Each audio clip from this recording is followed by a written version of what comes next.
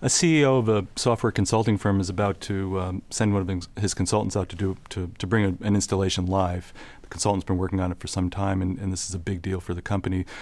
The CEO gets a call from the company where the installation is supposed to happen and is told, your consultant hasn't shown up. We've been waiting here all day and he's not here. And the CEO is baffled and he can't find the consultant. And eventually, after a day or two, the sister of the consultant calls and says, look, my brother has started drinking again. He's a recovering alcoholic, and he started drinking again. So the CEO is faced with the choice of, what do I do? Do I fire him? You can't fire someone because of an illness, but you can fire someone for not showing up.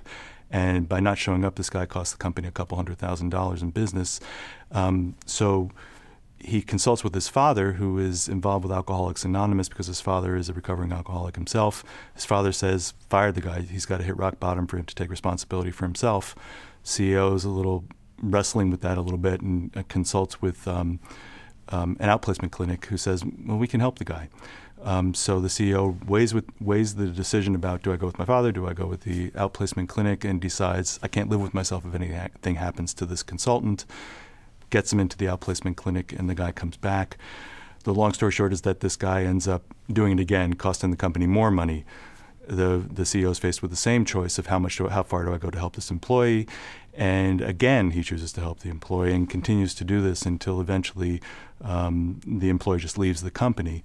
The lesson that the CEO had to learn is that, in spite of the fact that he couldn't live with himself, and if something happened to this employee, it wasn't about what was best for his feelings. It was about what was best for the employee.